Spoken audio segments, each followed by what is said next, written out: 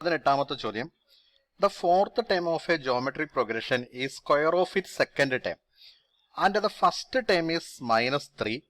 Determine its seventh term. നമ്മളോട് പറഞ്ഞിരിക്കുന്നു ഒരു ജി പിയുടെ ഫോർത്ത് ടേം എന്ന് പറയുന്നത് സെക്കൻഡ് ടേമിന്റെ സ്ക്വയർ ആണെന്ന്, A2വിന്റെ സ്ക്വയർ ആണെന്ന് പറഞ്ഞിട്ടുണ്ട് A4. അതുപോലെ തന്നെ പറഞ്ഞിരിക്കുന്നു and the first term is -3. First term A എന്ന് പറയുന്നത് -3 ആണ്.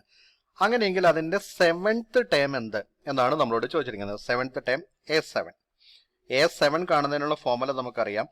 A × R⁻6 ആണ്. അതായത് nth ടേം കാണുന്നതിനുള്ള ഫോർമുല AN = A × R⁻n−1. അപ്പൊ n സ്ഥാനത്ത് 7 എന്ന് കൊടുത്താൽ A × R⁻6 എന്ന് വരും. അപ്പൊ എയുടെയും ആറിന്റെയും വാല്യൂ ആണ് നമ്മളിവിടെ കൊടുക്കേണ്ടത്. എയുടെ വാല്യൂ നമുക്കുണ്ട്, -3 എന്നുണ്ട്. ആറിന്റെ വാല്യൂ നമുക്ക് കിട്ടണം. ആറിന്റെ വാല്യൂ തന്നിട്ടില്ല. ആറിന്റെ വാല്യൂവിന് പകരം നമുക്ക് തന്നിട്ടുണ്ട് ഫോർത്ത് ടേം എന്ന് പറയുന്നത് സെക്കൻഡ് ടേമിന്റെ സ്ക്വയർ ആണെന്ന്. നമുക്കറിയാം ഫോർത്ത് ടേം എന്ന് പറയുന്നത് A × R³ ആണ്. A × R³ എന്ന് പറയുന്നത് സെക്കൻഡ് ടേം ആയ A × Rന്റെ സ്ക്വയർ, അതായത് A × R the whole square എന്ന് പറഞ്ഞാൽ A² × R². ഇവിടെ നമുക്ക് രണ്ട് വശത്തുനിന്നും ഒരു A കട്ട് ചെയ്യാം, അതുപോലെ തന്നെ R² നമുക്ക് കട്ട് ചെയ്യാം. അങ്ങനെയെങ്കിൽ ബാക്കി വരുന്നത് ലെഫ്റ്റ് സൈഡിൽ R ഉണ്ട്, റൈറ്റ് സൈഡിൽ A ഉണ്ട്. അതായത് R = A എന്ന് വരും. അപ്പൊ അങ്ങനെയെങ്കിൽ ആറും എയും ഈക്വൽ ആണ്.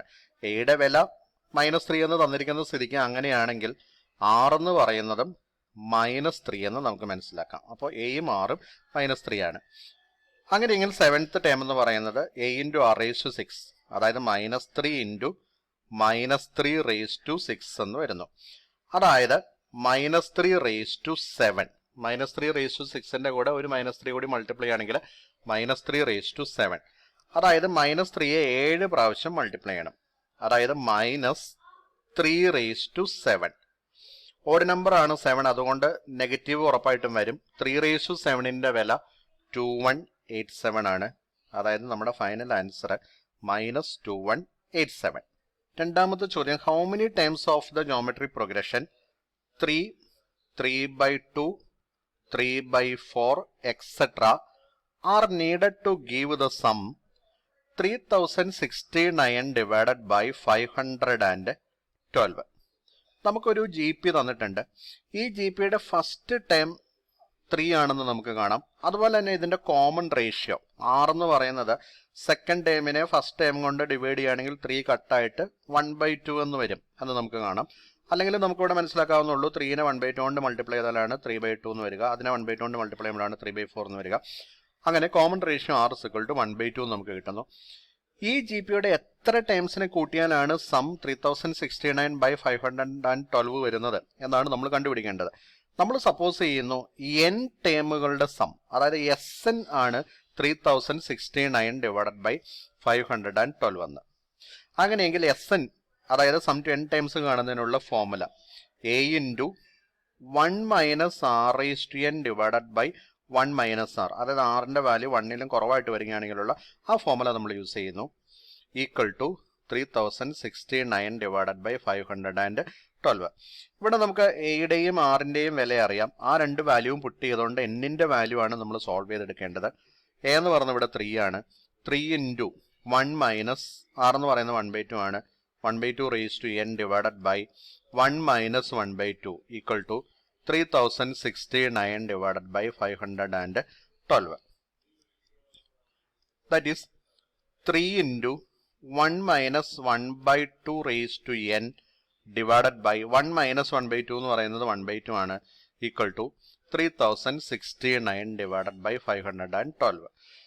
ഇവിടുന്ന് നമ്മൾ ലെഫ്റ്റ് സൈഡിൽ 3യെയും അതുപോലെ തന്നെ 1/2വിനെയും റൈറ്റ് സൈഡിലേക്ക് ക്രോസ് മൾട്ടിപ്ലൈ ചെയ്യുകയാണെങ്കിൽ ലെഫ്റ്റ് സൈഡിൽ ബാക്കിയുള്ളത് 1 - 1/2⁻n എന്നായിരിക്കും. റൈറ്റ് സൈഡിൽ 3069 divided by 512 എന്നാണ്. ഇവിടെ താഴെയുള്ള 1/2 റൈറ്റ് സൈഡിലേക്ക് മൾട്ടിപ്ലൈ ചെയ്യുകയാണെങ്കിൽ അത് ന്യൂമറേറ്ററിലേക്ക് ചെല്ലും. അതായത് × 1/2 എന്നുള്ള രീതിയിൽ നമുക്കത് റൈറ്റ് സൈഡിൽ എഴുതാം.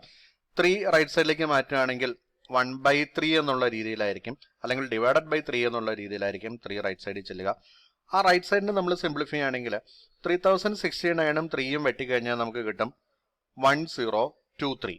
ഡിവൈഡഡ് ബൈ പിന്നെ താഴെയുള്ളത് 512 ഇൻറ്റു 2 ആണ്, അതായത് 1024 എന്ന് വരും. ഇതാണ് 1 മൈനസ് 1/2 റേസ് ടു n എന്ന് പറയുന്നത്.